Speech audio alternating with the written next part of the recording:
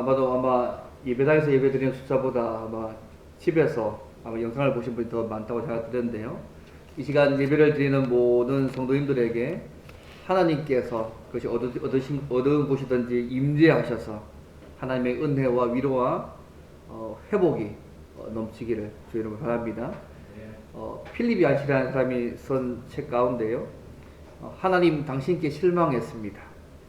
또 내가 고통당할 때 하나님은 어디 계십니까? 라는 책이 있는데 이 두 책들이요. 교회와 성도들이 고통을 당할 때에 하나님께 기도했지만 아무런 응답이 없고 또 하나님의 통치 방법에 이해가 되지 않았을 때에 어떻게 해야 될지 다룬 책들입니다. 그리고 그 결론이 똑같습니다. 고통은 하나님이 주신 하나의 선물인데 아무도 원하지 않는 선물이지만 우리를 세우시는 하나님의 훈련 과정이라는 거죠.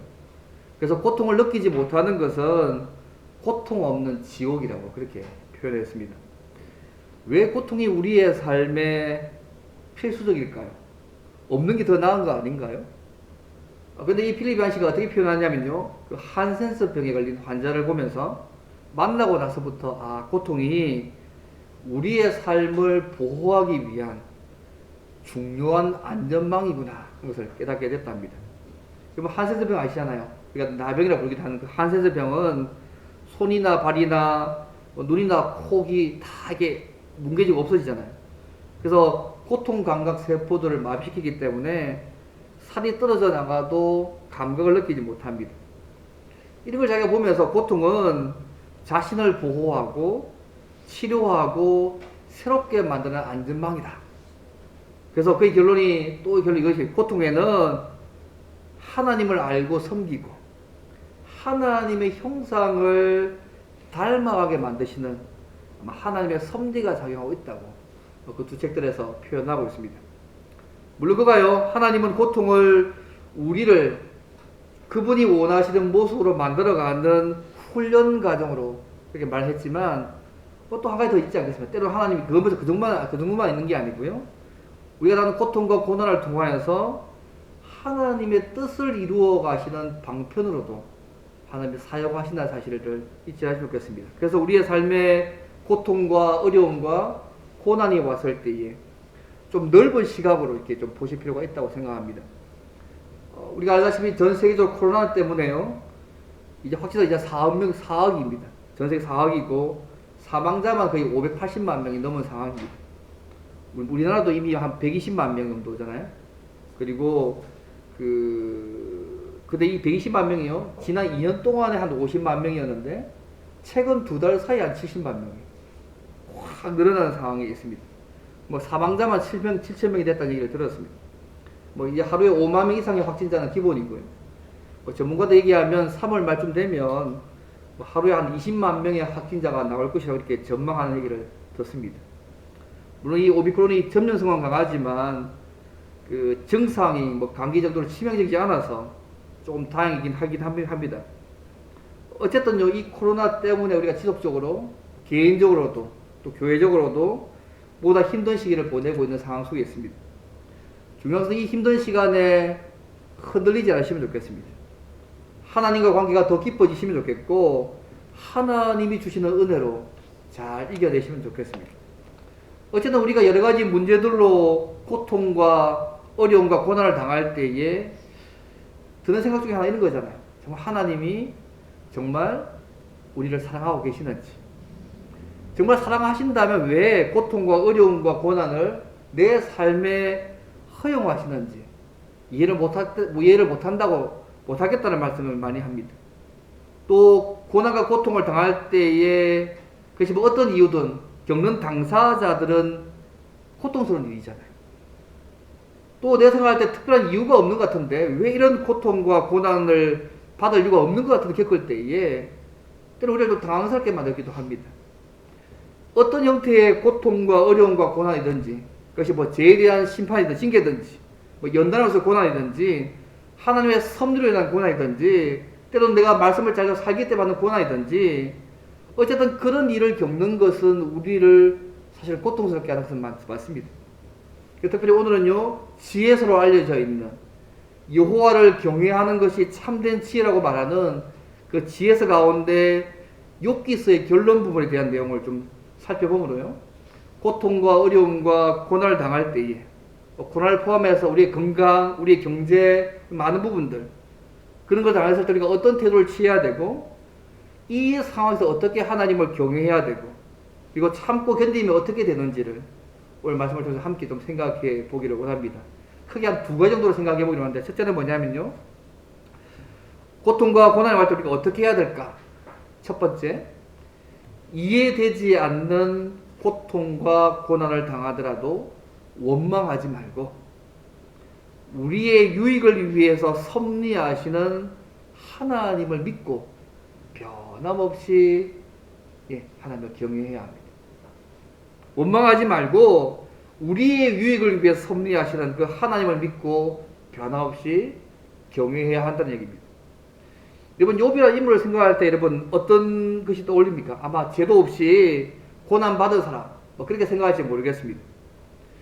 우리가 욥기서를 읽어보면요. 왜 세상에 고통이 있을까? 왜 병과 고통이 있을까? 왜 마귀는 왜 악한 일로 왜 주님을 경외하는 자들을 그렇게 괴롭게 할까? 왜 악이 하나님의 은혜를 기대하는 성도에게 찾아올까? 여러 가지 문제들에 대한 답들을 다 할 수는 없지만요. 이런 문제를 당했을 때 우리가 어떤 관점을 가져야 될지 한 부분들을 우리가 알려줍니다. 우리가 잘 아는 것처럼 욥은요. 하나님을 잘 경외하는 사람이었습니다. 그래서 욥기 1장 1절에 보면 그 사람은 온전하고 정직하여서 하나님을 경외하며 악에서 떠난 자라고 이렇게 표현하고 있습니다. 하나님을 잘 경외했던 사람이었기 때문에 하나님께서 그에게 복을 주셔서 크게 번창하게 또 복을 주셨습니다. 근데 이렇게 하나님을 잘 경외하는 욥에게요 고난이 옵니다. 왜 고난이 오게 됐을까요?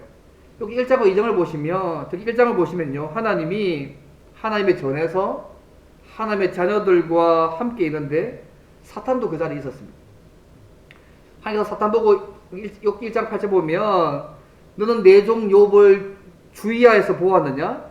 그와 같이 온전하고 정직하여서 하나님을 경외하며 악에서 떠난 자가 세상에 없다.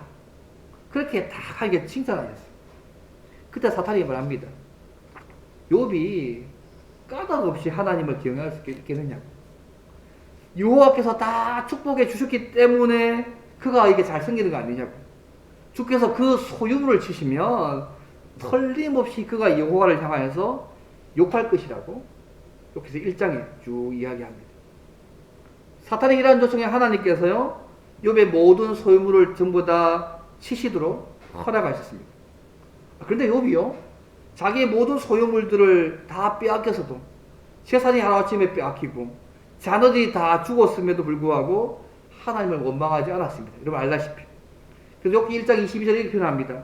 이 모든 일에 욥이 범죄하지 아니하고 하나님을 향하여서 원망하지 않았다고 그렇게 고백합니다.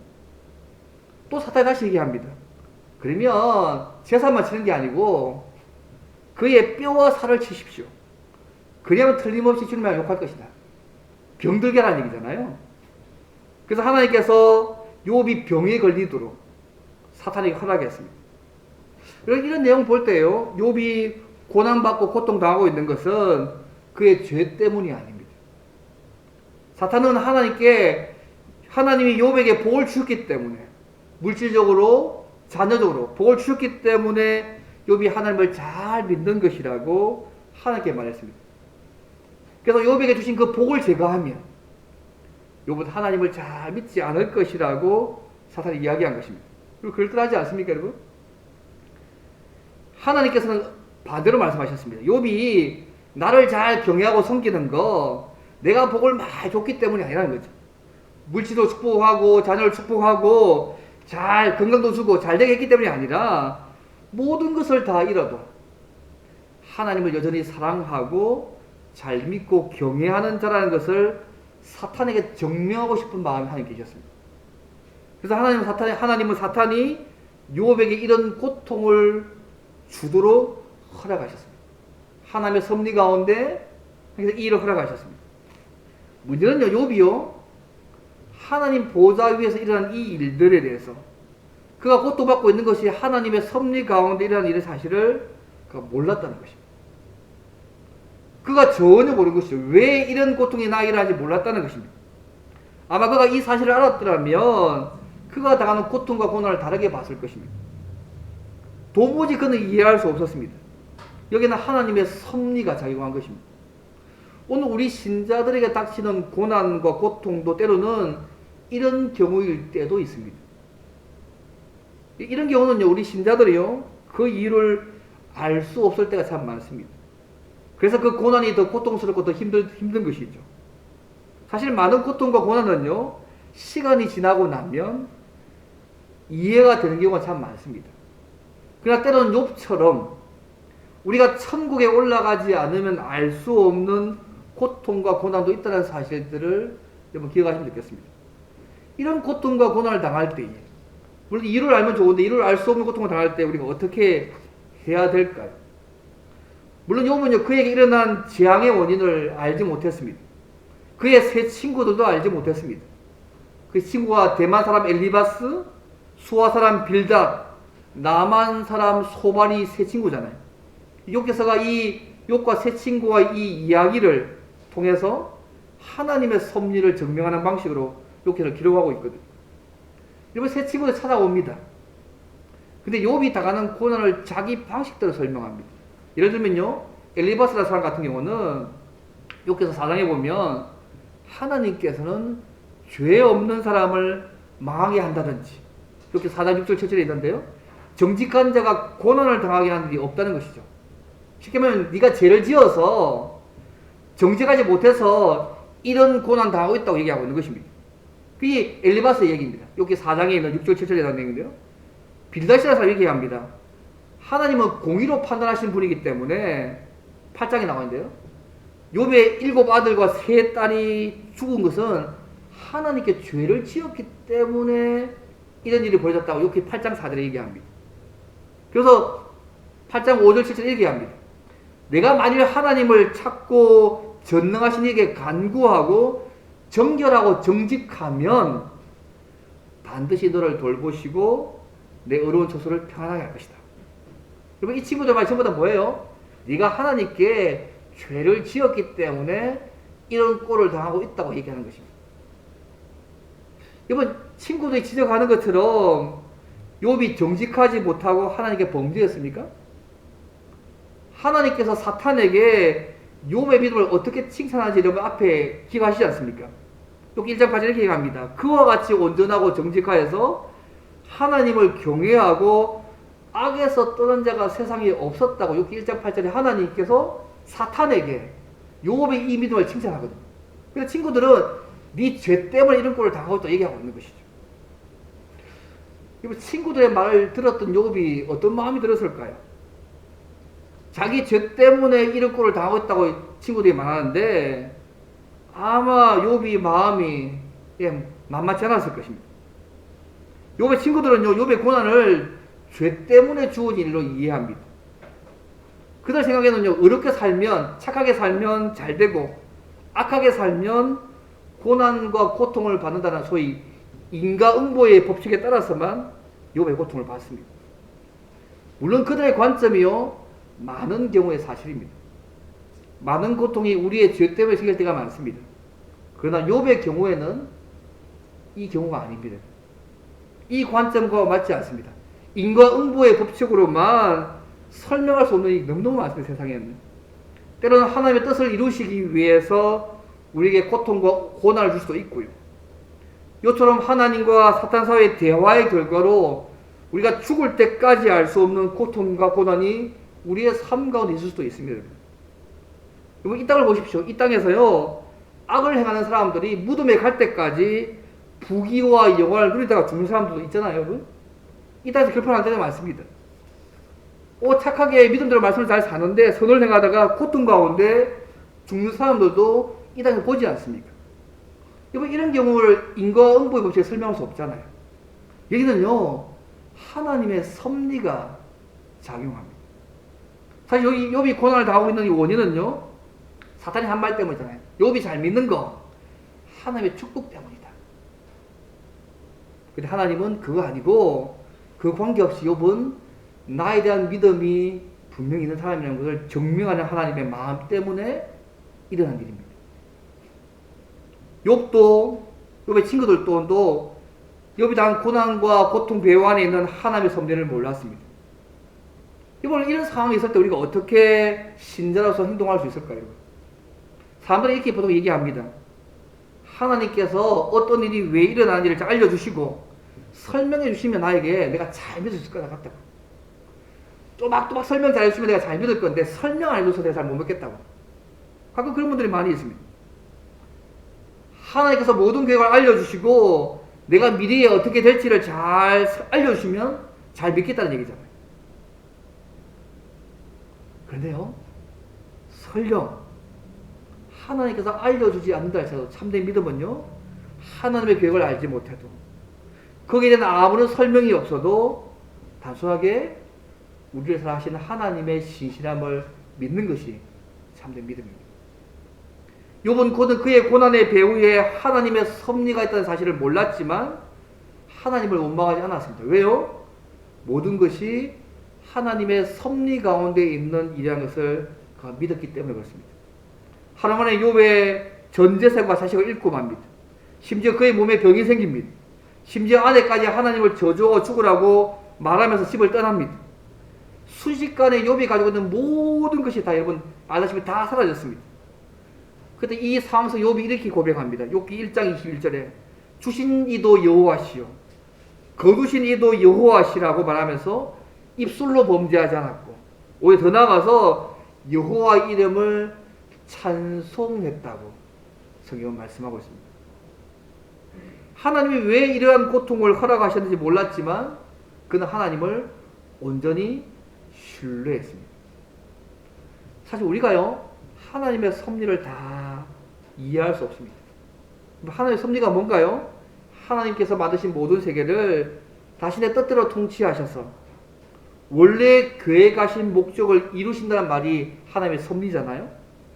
그래서 이 하나님의 섭리를 우리가 잘 모릅니다. 그래서 전도서 11장 이렇게 표현합니다. 만사를 성취하시는 하나님의 일을 내가 알지 못한다. 우리가 다 모릅니다. 그러나 욥은 자신의 고통과 고난에 대해서 입술로 범죄하지 않았고 하나님을 찬양했습니다. 그래서 욥이 저지른 한 가지 죄가 있긴 합니다. 뭐냐면 모든 것을 다 알 수 없는 인간이요 하나님의 모든 것을 다 알아야 된다고 알 수 있다고 착각하는 것입니다. 사실 우리에게 벌어지는 많은 일들이요 그 당시에는 알 수 없지만 시간이 지나고 나면 이 땅에서 알게 될 때가 참 많습니다. 그러나 때로는 어떤 고통은요 이 땅에서는 알 수 없고 천국에 가야만 알 수 있는 일이 있다는 사실을 여러분 잊지 않으면 좋겠습니다. 우리가 이런 고통과 고난에 부딪히면 어떻게 해야 할까요, 여러분? 이 땅에 도무지 이유를 알 수 없는 일인 고통과 고난이 계속 일어납니다. 여기서는 그분을 알려줍니다. 그때에도 흔들리지 말고 하나님만 신뢰하고 믿음대로 살아가야 합니다. 이해할 수 없는 고통과 고난을 당할 때도 여전히 하나님을 신뢰하고 말씀을 따라 믿음대로 사는 자가 진짜 하나님 앞에 지혜로운 자임을 여기서 말해줍니다. 제가 좋아하는 허슨 테일러 선교사 얘기를 가운데요. 중국 내지 선교의 문을 열었잖아요. 하는 그의 친구가 와서 이 허슨 테일러 선교사를 칭찬합니다. 야, 진짜 너무너무 훌륭하고 멋지다. 굉장하다고. 어떻게 그 중국의 깊은 골짜기까지 가가지고 사람들에게 복음 전거하고 가르쳐서 훌륭한 성도들로 만들어진지 너무너무 대단하다고. 그렇게 친구가 와서 테일러가 질문합니다. 그때 테일러 이렇게 대답합니다. 하나님이 이 세상을 뒤져서 가장 무능력하고 약한 사람을 찾아냈는데 그 약한 사람이 바로 나라고. 하나님은 가장 약한 사람인 나를 가장 어려운 중국 내지로 보내셔서 많은 은혜를 주셔가지고 이렇게 큰 성공적인 일을 이루셨다. 그렇게 고백했던 한 대목이 있습니다. 그의 고백이 말하면 뭡니까? 그의 약함이, 부족함이 하나님의 뜻을 이룬 통로가 되었다고 얘기하는 거잖아요. 우리가 아는 레나 마리아, 김지선 자매, 다 그녀들의 고통과 연약함이 하나님의 뜻을 이루는 통로가 되어서 우리가 살고 있지 않습니까? 사랑하는 성도 여러분, 혹시 우리 주변에 욥과 같은 어렵고 고통스러운 상황에 처한 분들이 보이십니까? 그들을 보면서 성급하게 비난하거나 정죄하지 않기를 바랍니다. 오히려 위로해주고 사랑으로 기도해 주시기를 바랍니다.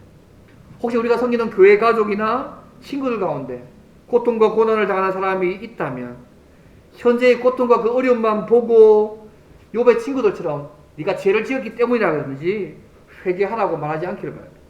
오히려 그 어려움과 고통과 시험을 잘 이겨낼 수 있도록 사랑으로 위로하고 격려하고 기도해 주시기를 바랍니다. 욥처럼 그 배후에요 하나님의 영광을 위한 섭리가 잘못된지 누가 알겠습니까? 설령 죄를 지어서 고통받고 있다 할지라도 그 고통을 함께 지고 치유될 수 있도록 도와주시기를 바랍니다. 사랑하는 성도 여러분, 우리가 왜 예수님을 우리의 구주로 섬기십니까?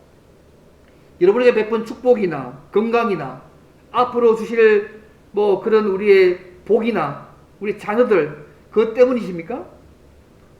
하나님 우리에게요 천국 외에 이 땅에서의 어떤 건강이나 부나 지나 재물 등이 우리에게 영원할 것이라고 보장해 주지 않으셨음을 여러분 기억하시면 좋겠습니다.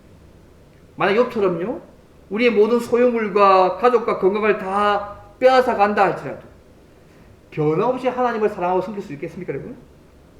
하나님 우리에게요 풍족하고 행복하고 건강한 삶을 우리가 어느 정도 누리게 한 다음에 도로 취하실 권리가 있는 분이심을 인정하시기 바랍니다.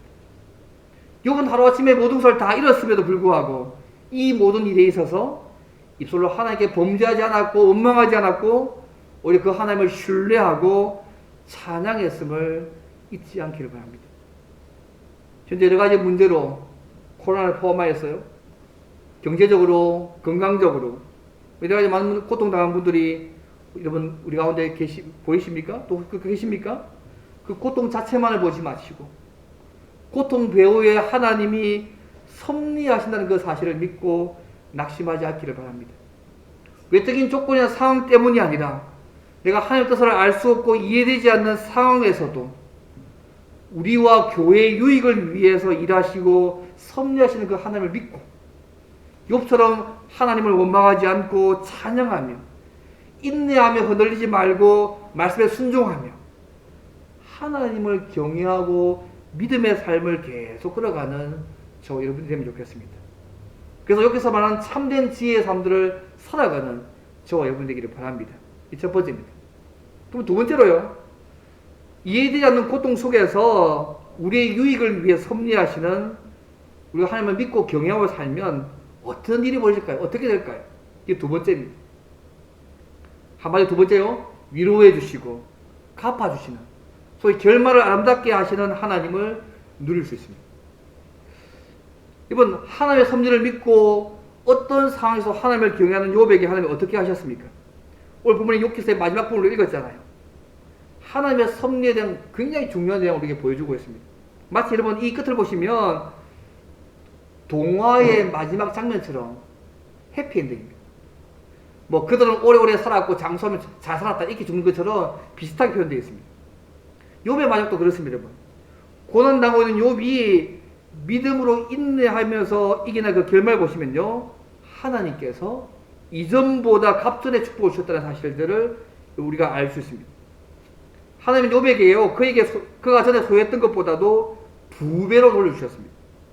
그래서 14,000마리의 양, 6,000마리의 낙타, 2,000마리의 소, 1,000마리 나귀 원래 욥이 가졌던 모든 것보다 2배로 12절 보시면 주셨습니다. 또 욥의 많은 친구들이 다시 그에게 돌아옵니다. 11절 말씀 보면 또 욥이 7명의 아들과 3명의 딸들을 더 두게 됩니다. 14절 말씀. 근데 그 딸들이요 세상에서 가장 아름다운 딸들이었다고 그렇게 말하고 있습니다. 15절을 그렇게 표현하셨습니다. 심지어 17절 말씀 보시면요 그 후에 욥이 140년을 살며 아들과 손자 4대를 보았고 욥이 늙어 나이가 차서 죽었다고 표현하고 있습니다. 욥이요 하나님은 재앙을 당하고 난 이후에 140년을 더 살았잖아요. 그래서 혹자는 욥이 아마 모든 것을 잃었을 때 그 나이가 아마 70세 정도였다 그래서 재앙 이후에 갑절로 2배로 140년 더 살았으니까 아마 그렇게 아마 산 것이 보통 이렇게 추정하기도 합니다.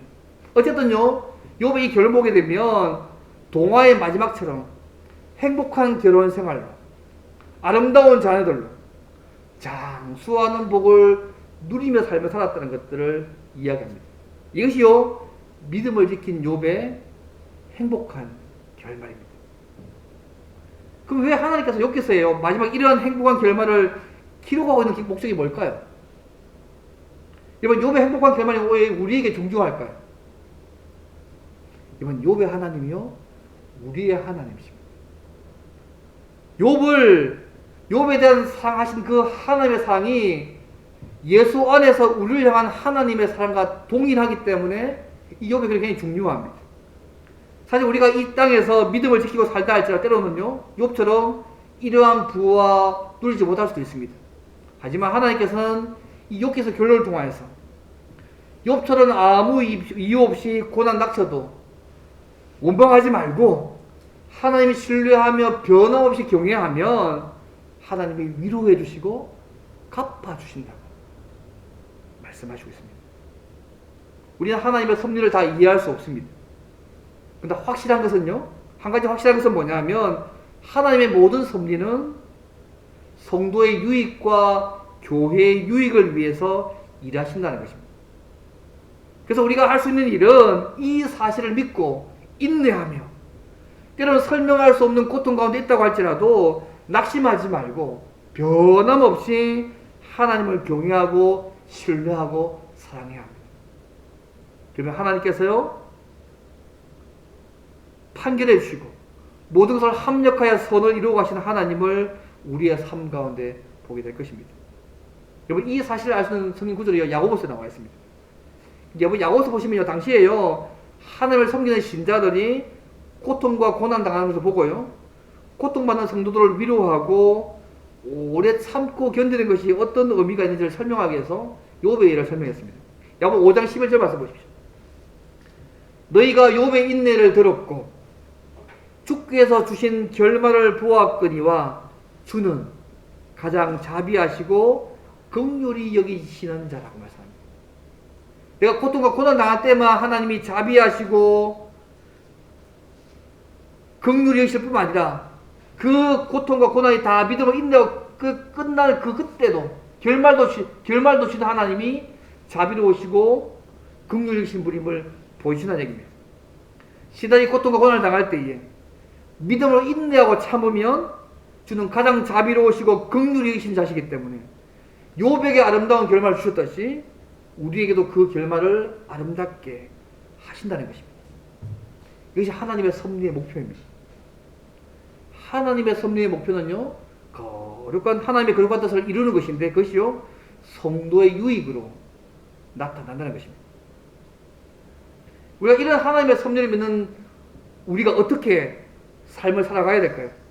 욥이 고난의 순간에 보여준 것처럼 갈등할 수는 있습니다. 그렇지만 하나님 원망하지 않고 하나님이 가장 자비로우신 분을 변함없이 믿고 인내하며 하나님을 경외해야 합니다.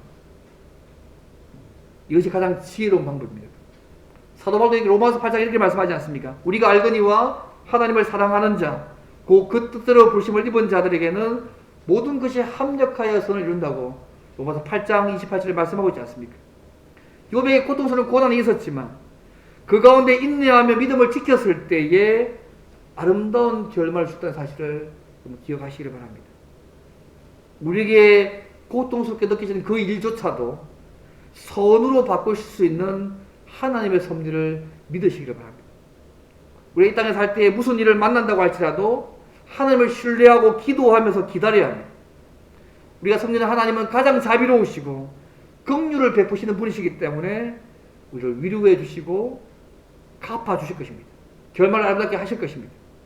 말씀을 뵙겠습니다. 사랑하는 성도 여러분, 남이 알지 못하는 고통과 고난이 있으십니까? 코로나를 포함한 건강이나 경제나 그게 있으십니까? 아무리 생각해도 알 수 없는 고통과 고난이 계속 우리 삶 속에 주어집니까? 이런 일들로 인해서 범죄하거나 입술로 범죄하거나 약해지지 않기를 바랍니다. 가장 고통스러운 상황 속에 처해 있다고 해도 우리 하나님은 우리 곁에 눌러앉아 계시는 분이십니다. 내가 느끼도 느끼지 않더니 우리를 위해서 하나님 자신을 주신 분이지 않습니까? 주님은 변함없이 자기를 경외하며 의지하고 기도하는 자를 버리지 않으십니다. 우리가 이 세상에서 끊임없이 직면하는 고통과 고난, 때로는 그 원인을 알 수 없다 할지라도 그것을 끝까지 인내하면서 하나님을 경외하는 일이 우리의 모든 문제를 풀 수 있는 참된 지혜임을 잊지 않으시면 좋겠습니다. 하나님 무엇이 선인지 아시고 그것을 행하시는 분이십니다. 시편 40편에 나온 고백처럼 너는 하나님께 소망을 두라. 그가 나타나 도우심으로 말미암아 내 하나님을 여전히 찬송하려다. 저는 옛날 버전이 더 좋더라고요. 너는 하나님을 바라라. 나는 내 얼굴을 도우시는 하나님을 인하여 찬양할지어다. 내 편에 계셔서 나를 끝까지 도우시는 하나님 때문에 내가 찬양하겠다는 고백이죠. 너무 멋있는 것 같아요. 사랑하는 성도 여러분, 어떤 상황에 처하더라도 마음과 입술로 범죄하지 말고 끝까지 변함없이 하나님 향한 믿음을 지키고 하나님을 경외하며 순종하며 찬양하며 나아가시길 바랍니다. 그러면 욥처럼 우리의 삶에서도 하나님께서 아름다운 결말을 주실 것을, 위로하시고 갚아주시는 것을 우리의 삶 가운데 누리게 될 것입니다. 이런 놀라운 하나님의 은혜를 날마다 풍성히 누리는 저와 여러분 되시기를 주로 바랍니다. 오늘 말씀을 기도합니다. 하나님